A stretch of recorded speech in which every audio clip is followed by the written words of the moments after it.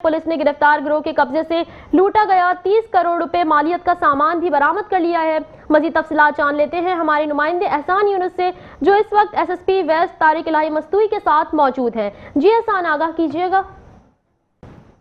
जी बिल्कुल, गुज़िश्ता रोज़ औरंगी टाउन के इलाके में कराची की तारीख की सबसे बड़ी नकदजनी की वारदात रोनमा हुई थी, जिसमें ये मुल्ज़मान 30 करोड़ रुपए मालियत के तलाई ज़ेवरात और हीरे चोरी करके जो है वो फ़रार हो गए थे। ज़िला गरबी पुलिस ने 48 घंटे के कलील वक्त में इस गैंग को गिरफ़्तार किया है। हमारे साथ एसएसपी ज़िला गरबी तारिक इलाही मस्तूई मौजूद हैं, इनसे बात करेंगे। सर, बताइएगा किस तरह से इस वारदात की प्लानिंग हुई है और किस तरह से मुल्ज़मान को गिरफ़्तार किया गया? बहुत शुक्रिया हसन आपका। बेसिकली तो जी ये को पिछले 6 महीने से मुल्ज़मान इस वारदात की प्लानिंग कर रहे थे, क्योंकि इसका क्वांटम और इसमें जो क्वांटिटी ऑफ गोल्ड और डायमंड्स और सिल्वर ज्वेलरी जो गई थी, तो उस हवाले से उन्होंने कोई 6 महीने इसकी प्लानिंग की है कि वारदात को हम किस तरीके से एग्जीक्यूट करेंगे। फिर क्योंकि इसमें वॉल्ट में उनको एंट्री चाहिए थी, कुछ टेक्निकल बंदे उनको चाहिए थे ताकि वो नकब लगा सकें और उस वॉल्ट को ब्रेक कर सकें। फिर उसमें टेक्निकली जो वेल्डर्स थे और कोई इस तरह के लड़के जो जराइम पेशा नासिर थे और उनका कोई बैकग्राउंड क्रिमिनल था, तो उनको भी इन्होंने अपने गैंग में शामिल किया।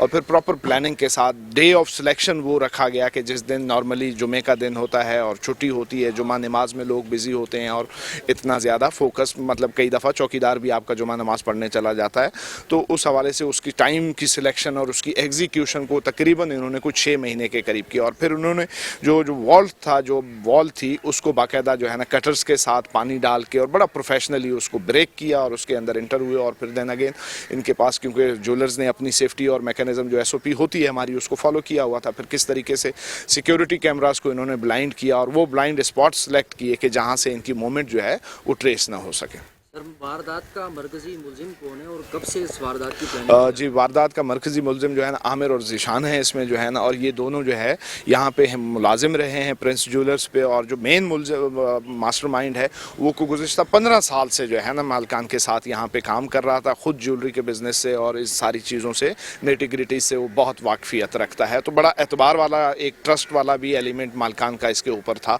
और इसी की ही सारी पॉइंटेशन के ऊपर ये सारी चीज़ हुई।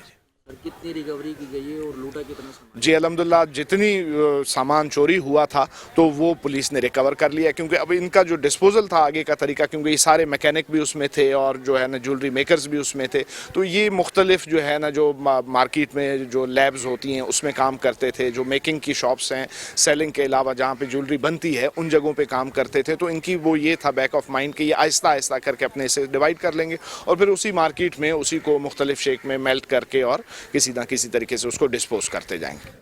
जी बिल्कुल, 6 रुकनी ये गैंग है जिसे वेस्ट पुलिस ने गिरफ्तार किया है और इसमें मरकज़ी किरदार जो बताया जा रहा है, ये इस ज्वेलरी की दुकान पर काम करने वाला मुलाजिम था, जो कि 15 साल से इस दुकान पर जो है वो काम कर रहा था। पुलिस ने जो लूटा गया था तमाम तर सामान था वो बरामद कर लिया है और मालिक के हवाले जो है वो कर दिया गया है। और इसके साथ साथ जो गिरफ्तार मुल्ज़मान हैं उनका साबका मुजरिमाना रिकॉर्ड भी चेक किया जा रहा है।